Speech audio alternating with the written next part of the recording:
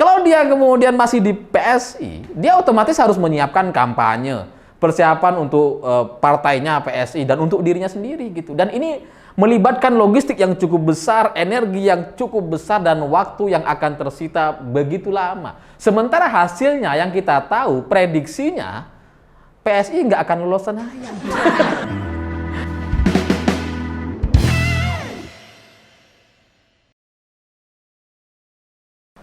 Selamat malam para mantan, selamat malam untuk semua mantan-mantan kalian yang selalu bermodal pokoknya. Pokoknya kamu salah, pokoknya kamu yang salah. Cerita-cerita semacam itu menurut saya jadi mirip sekali dengan cerita Samara Amani. Karena ketika beberapa hari yang lalu dia mengundurkan diri dari PSI, dia kemudian dijuluki kadrun. Ada banyak orang WA ke saya menanyakan, bener nggak nih Samara ini ternyata kadrun yang bersembunyi di PSI, katanya. Lalu muncullah capture pernyataan dari suaminya. Karena belakangan kita ketahui ternyata suaminya ini pernah mendukung atau pernah memuji Gubernur Anies Baswedan terkait penanganan COVID di Jakarta. Lalu kemudian ini dikait-kaitkan soal keturunan gitu, warga keturunan, sama-sama katanya. Jadi wajar kalau kemudian Samara ini ternyata dukung Anies. Jadi dia itu kadrun.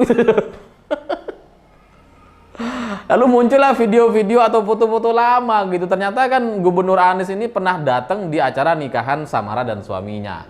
Lalu kemudian ada juga video Samara dengan suami dan Rocky Gerung. Itu terlihat akrab banget. Jangan-jangan emang bener nih mau dukung Anies gitu kan. Karena yang seperti kita ketahui, Anies Baswedan ini mungkin akan segera diumumkan di bulan Juni gitu oleh Partai Nasdem. Memang belum cukup presidensial threshold 20%, tapi kan akan koalisi dengan partai-partai lain seperti PKS dan P3, dan itu akan cukup sampai 20% gitu.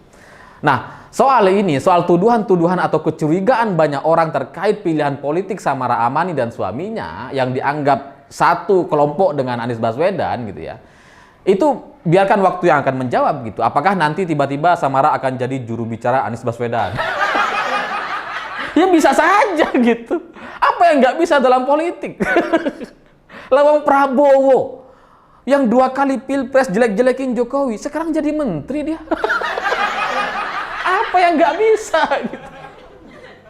Sejauh-jauhnya hubungan antara PDI Perjuangan dan Demokrat, tetap aja AHY bisa foto sama Ibu Mega.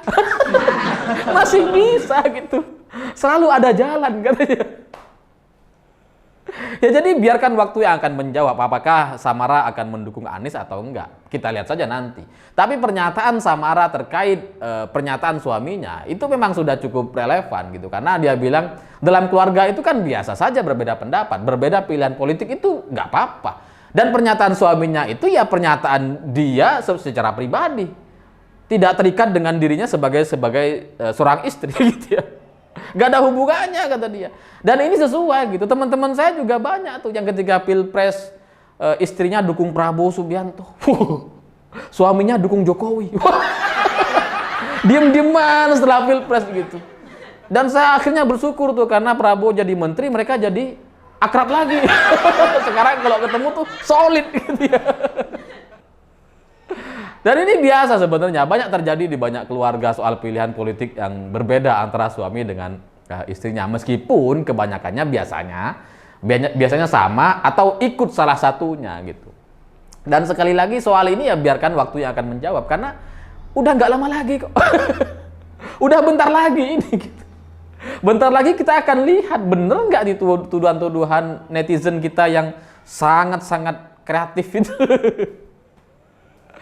Tapi soal pelabelan kadrun kepada orang lain sebenarnya bukan cuma ditujukan kepada Samara Amani gitu. Karena saya sendiri itu juga pernah beberapa kali dianggap kadrun. Saya kan sering ngeritik soal PSBB, PPKM yang gak ada gunanya gitu ya.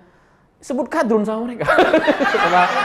sama teman-teman relawan Jokowi juga gitu yang sama-sama dukung Jokowi, dukung Ahok dulu. Disebut kadrun sama mereka. Jadi itu biasa saja gitu, tidak perlu dianggap apa kemudian polarisasi yang berlebihan seolah-olah ini masalah yang harus diselesaikan gitu ya. Ya karena sekarang itu nambah lagi, nggak cuma soal ngeritik pemerintah.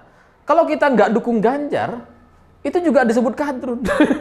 Semua orang yang dukung Anies itu otomatis kadrun. Ya meskipun biasanya emang yang dukung Anies tuh biasanya ya kadrun. Mayoritasnya kan nggak gitu biasanya. Gitu. Ya tapi ada juga yang enggak sebenarnya. Gitu. Jadi pelabelan seperti ini tuh sebenarnya sudah terjadi kepada banyak orang, tidak hanya kepada Samara Amani gitu. Bahkan untuk orang-orang yang sebenarnya satu kelompok, masih satu golongan, satu tim gitu ya, juga dilabel-labelin tuh. Jangan-jangan kadrun kamu, jangan-jangan kamu dukung Anies. Lawang saya pindah ke sini juga dikira dukung Anies sama kelompok sebelah, sama relawan Ganjar. Jadi itu biasa saja. Dan kalau ada pengamat, ada orang yang mempertanyakan apakah kita bisa hentikan pelabelan kadrun dan cebong atau buzzer RP dan sebagainya, itu menurut saya ya adalah pemikiran-pemikiran yang terlalu menganggap serius sebuah pelabelan. Ya karena kalau kita mau teliti, karena kalau kita mau renungkan gitu ya, sebenarnya istilah kadrun dan buzzer RP sekarang itu kan sebelumnya berawal dari kampret dan cebong. Tahun 2014 itu istilahnya masih kampret cebong. Sekarang sudah berubah menjadi buzzer RP dan kadrun. Yang satunya masih binatang, yang satunya lagi kelompok pendukung Jokowi udah pindah ke arah-arah ekonomi. RP, ada rupiahnya di situ. Jadi pada akhirnya kalaupun misalkan mau diharamkan oleh MUI, dilarang oleh hukum di Indonesia, nantinya pelabelan-pelabelan ini akan menemukan nama-nama baru lagi gitu. Akan selalu ada nama-nama baru gitu karena pelabelan-pelabelan seperti ini tuh kan sebenarnya mirip seperti masa kita waktu kecil gitu ya. Yang kita ngeledekin teman kita pakai nama orang tuanya. Kan sering nggak gitu. Nah sekarang ya sama gitu, ledek-ledekan. Bukan berarti harus dihentikan, harus nggak boleh. Ya karena kalaupun mau dihentikan, nantinya sekali lagi saya bilang, akan ada label-label baru. Jadi daripada kita memikirkan soal mengharamkan, soal hukum yang melarang pelabelan-pelabelan terhadap orang yang berbeda pandangan, mestinya kita lebih fokus kepada urusan yang lebih krusial gitu. Karena sebenarnya permasalahan negeri ini di Indonesia terkait politik itu kan masalahnya politik identitas dan sara yang selalu mengait-ngaitkan soal ayat suci dan hadis Nabi ke dalam urusan politik. Kalau kita mau menghentikan pelabelan kadrun dan cebong atau buzzer RP dan kampret gitu dan sebagainya, ya bisa saja. Tapi bagaimana kita menghentikan pelabelan kafir terhadap orang lain? Pelabelan kafir terhadap orang yang berbeda agama atau non-muslim. Gimana? Nggak bisa. Karena kafir itu disebutkan dalam kitab suci agama Islam. Nggak akan bisa kita hapuskan. Kalau dihapuskan ini malah nambah masalah baru. Jadi ya nggak bisa gitu. Dan urusan orang-orang yang selalu mengait-ngaitkan politik identitas dan sara, yang meraih suara dengan cara bawa-bawa agama, jualan ayat dan mayat, itu kan memang ada di tengah-tengah kita. Pernah terjadi dan nampaknya masih akan terjadi lagi di masa yang akan datang. Ya karena partainya masih ada, politisinya, pejabatnya masih hidup sampai sekarang gitu. Masih terbuka kemungkinan bagi mereka untuk menggunakan cara-cara lama yang berkampanye dengan isu-isu sara gitu. Jadi daripada kita berfokus soal pelabelan yang harus dihentikan, mending kita hentikan partai dan politisinya. Kalian kan sudah tahu partai yang saya maksud. Yang itu partai poligami. Gak usah saya sebut, nanti bisa panjang urusannya. Jadi pelabelan kadrun dan buzzer RP atau cebong dan kampret menurut saya itu sudah jauh lebih baik dibandingkan pelabelan-pelabelan menggunakan kafir atau istilah-istilah agama. Nah, nanti kalau kita bilang orang lain kafir, nanti mereka sambut tuh domba yang tersesat. Gimana? Itu bisa tambah runyam gitu. Kalau diarahkan pelabelan menggunakan pelabelan suku misalkan, itu juga jauh lebih rumit dibandingkan kadrun dan buzzer RP yang bukan bagian dari suku, bukan bagian dari agama, yang mudah sekali untuk kita patahkan gitu. Oh ini kelompok, ya biasalah orang yang suka main-main gitu ya. Buzzer RP dan kadrun ini kan istilah bagi orang-orang yang suka bermain-main gitu. Di luar itu, soal agama dan suku kan nggak berdampak. Pertanyaannya, apakah kita akan mengarahkan ini kepada pelabelan suku dan agama? Kan enggak semestinya gitu. Ya tapi ya nggak tahu, terserah kalian saja gitu. Ini pendapat saya. Tapi di luar itu, kembali lagi soal Samara Amani gitu ya. Saya bisa paham alasan dia kenapa keluar atau mengundurkan diri dari PSI. Karena menjadi kader partai, menjadi pengurus partai, itu berat. Karena begini, kalau Samara tetap ada di PSI gitu ya. Sementara yang kita tahu tahun ini adalah tahapan pemilu menjelang 2024. Bulan Agustus akan ada pendaftaran partai politik. Itu artinya Samara Amani sebagai pengurus PSI, dia harus mengurusi ini, harus ikut terlibat gitu. Pendaftaran, pencalonan calon legislatif kepada dirinya sendiri, mencari calon legislatif untuk partainya gitu ya. Menyeleksi, memikirkan kampanye partai yang akan dilakukan tahun 2023 dan seterusnya dan seterusnya. Itu konsekuensinya gitu.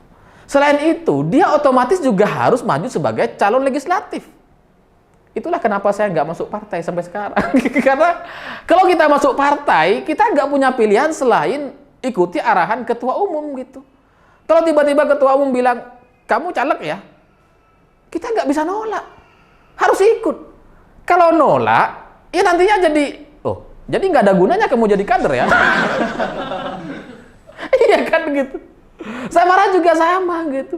Kalau dia kemudian masih di PSI, dia otomatis harus menyiapkan kampanye, persiapan untuk partainya PSI dan untuk dirinya sendiri gitu. Dan ini melibatkan logistik yang cukup besar, energi yang cukup besar dan waktu yang akan tersita begitu lama. Sementara hasilnya yang kita tahu, prediksinya PSI nggak akan lolos Senayan. Jadi ngapain capek-capek gitu. Karena Samara Amani ini di Jakarta dulu, itu kan sebenarnya dia sudah dapat suara sekitar 103.000 suara. 100.000 suara lebih gitu. Artinya sebenarnya kalau dia maju dari partai lain dengan perolehan sebesar itu, dia pasti masuk ke Senayan.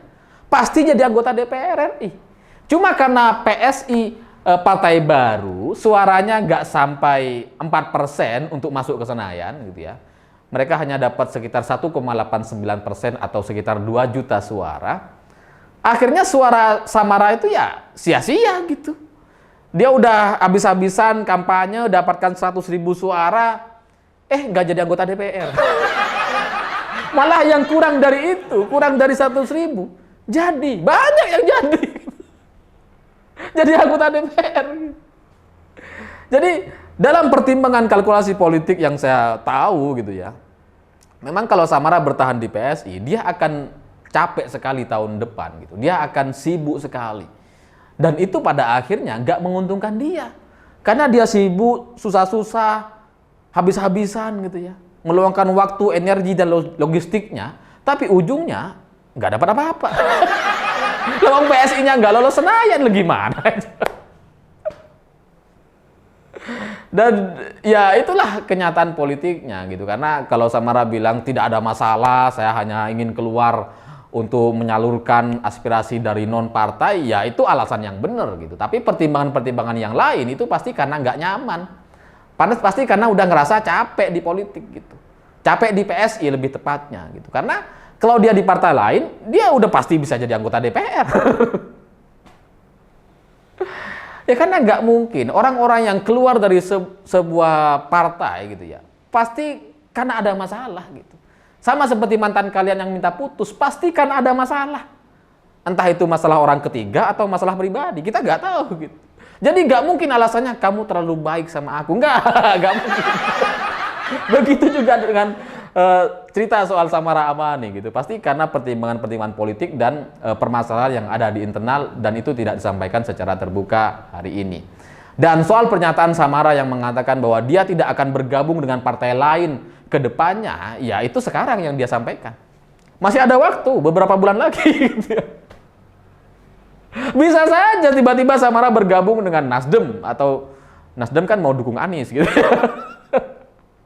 Atau misalkan tiba-tiba Samara bergabung dengan PDI Perjuangan, gitu, Golkar, bisa saja. Namanya politik gitu ya. Dan itu tidak menutup kemungkinan bagi Samara untuk maju lagi dan mendapatkan suara lagi. Karena nama dia sudah dikenal di Jakarta. Gitu. Sehingga kalau dia maju lagi dari partai lain, mungkin akan dengan mudahnya mendapatkan suara yang lebih besar atau minimal sama, sehingga pada akhirnya dia akan maju ke Senayan menjadi anggota DPR RI selanjutnya di periode 2024 dan 2029. Ya kita nggak tahu, kita lihat nanti gitu. Jadi inilah kenyataan atau jawaban buat teman-teman yang menanyakan di banyak WhatsApp atau inbox di Instagram. Bener nggak nih, bener? Ya itu yang bisa menjawab pastinya hanya soal waktu. Tapi sementara itu, inilah fakta-fakta yang menarik soal Samara Amani keluar dari PSI. Saya pikir itu. Terima kasih sudah menonton. Begitulah kura-kura.